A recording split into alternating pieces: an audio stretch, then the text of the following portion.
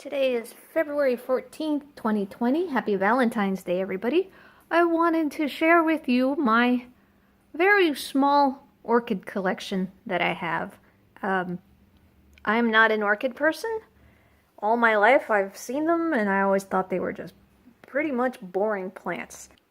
I don't really like orchids with very few exceptions, and those few exceptions are the ones I am on the lookout and hope to collect. So let's start out with this guy here, and I have the pink light turned off so that it doesn't look like that for you guys. This is a Rhynchostylis retusa, and I have just repotted it, or unpotted it and potted it back up again. I'll show you the pot that it was in, or the basket it was in originally. This is it, and I didn't know what I was doing back then when I potted it up, and yes, the roots did get all stuck and grabbed onto all the wood there. But what I'm really impressed by is that this basket is as old as long as I've had this orchid. So it's 6 years old. And I've heard people saying that the way that these wood baskets are made now, they don't last. But this one has lasted. I think it's still good. If I ever get another type of orchid or something, Nepenthe or something, this can probably be reused. It's still good, I think. So this guy bloomed for me for the first time ever last year, and my way of taking care of orchids is pretty much to put them in the backyard and leave them on their own. And it's might be the reason why it's never bloomed. They said when I got it, it would bloom in the second year, and after I had it 2 years, it never did anything. But I have learned a lot from Todd's Tropical about how to fertilize and stuff, and so I've got it in this mix of lava rock and charcoal, and I think it'll do a lot better. Now these two are recent acquisitions, and I hope I can take care of these. This is a Bulbophyllum Phalaenopsis. Got this on eBay, little tiny guy. He's definitely gonna go outside, so he'll have high humidity and high heat when things warm up. I don't like how it's mounted. I'm not a fan of mounted orchids, but the reason I wanted this guy was because they get so huge. They get giant leaves, and they get a creepy flower that that stinks. Now, it's funny because I grow a lot of stinky flowers, and that's not the reason why I get them. I get them because I think they look cool or gross and creepy. And that look apparently just happens to mean that it's a stinky smelling flower that's pollinated by flies and beetles, unfortunately. But I hope this guy will do well. I definitely need advice. I don't want to kill this thing. I hear they can be difficult. And going on that note about difficult plants, here's another one. This is Phalaenopsis gigantea, which is, when it grows up, it's the largest leaf of any orchid in the world. This one's a baby, of course, and I've got it here in this little recycled semi-hydro water bottle that I've made for it. I can't wait to put these guys outside. So those are my current indoor orchids. I've got one outside that I've had a long time, and it's miniature Phalaenopsis, and I'll show that now. Now this here is an orchid that, if you want something that's cold hardy, I don't know what this is. It's one of those miniature Phalaenopsis.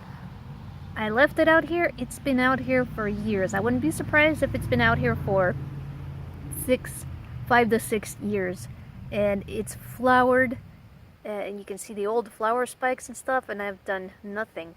This might be the year that I repot it, bring it back inside, fix it up, and start taking care of it. But really, it's done great on its own. It makes a light pink flower. I used to do a lot of rescues from Lowe's, what I call the dead plant sale. But they quit putting dead orchids in there, unfortunately.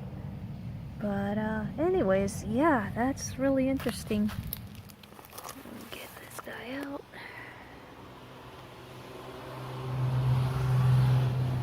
So yeah, I think he can be fixed up. In fact, it looks like the next flower spike might be coming in. This guy's been through freezes. We've had one of the coldest years we had was like 25 for one night.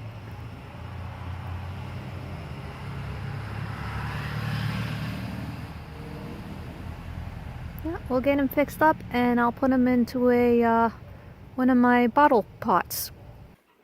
Okay, and today I am getting 2 new plants in the mail. So I'm going to show those now, and they're going to have to be potted up. So these 2 are the latest additions to my small orchid collection. Just in time too. Happy Valentine's Day to me. Alright, so these are 2 paphiopedilum orchids. One is a dark red flower variety, and the other one is a green. I'll put photos of them. Now, I'm kind of happy and I'm not with this seller that was on eBay. They, when you put them in your cart, the shipping doesn't combine, but we did finally work out a refund.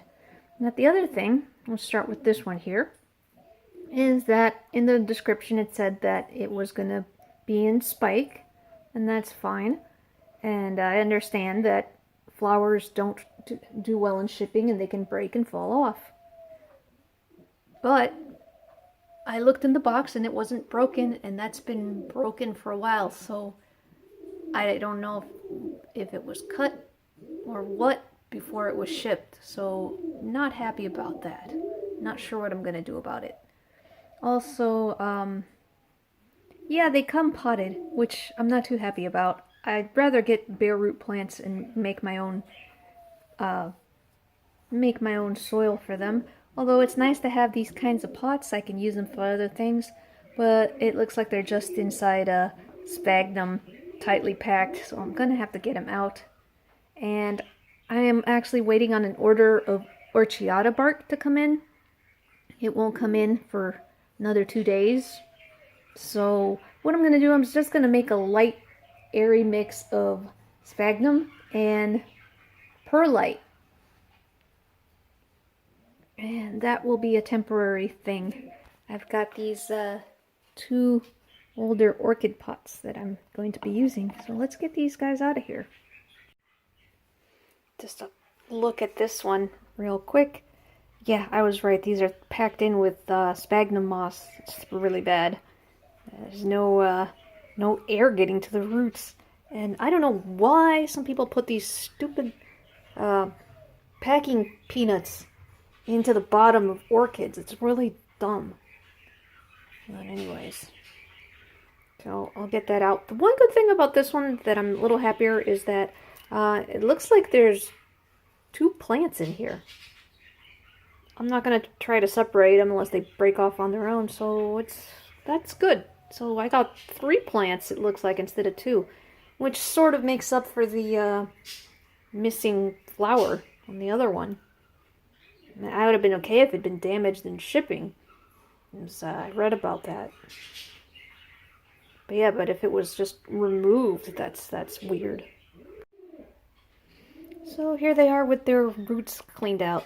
These Val's orchids are have such ugly roots compared to the aerial roots of like Rhynchostylis or Phalaenopsis, which have nice gray, greenish roots. But this is what they're supposed to look like. So I'm really surprised that this one has tiny roots for having a big flower. I don't know how it could be making flowers when it's that little. So I'm gonna pot these up in their temporary mix. So here they are in their temporary mix. I'm looking forward to getting the orchiata in. And they look so much better this way. Yeah, I didn't separate that one. I just left it as it was. I don't think it's ready to be separated. And here's the name if anybody wants to pause and see what it is.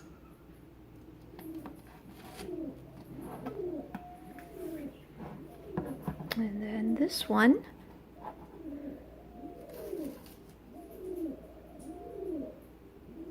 Hopefully that one will get some good roots on it soon, and I don't know when it's ever going to produce a flower. And should I cut that or leave it as it is? I'm new to these guys, not really sure what to do with it. So there we go. And we got Squidward there, who, like me right now, is not very amused by how these plants came and how they were advertised. But I think they'll recover and do very well for me. So yes, and eventually this will be a very good thing.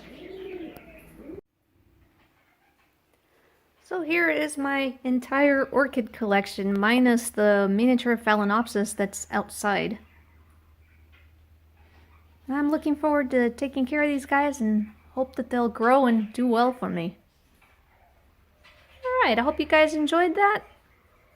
Open to tips and suggestions since I am kind of a newbie at orchids. Happy Valentine's Day, everybody. Des signing off.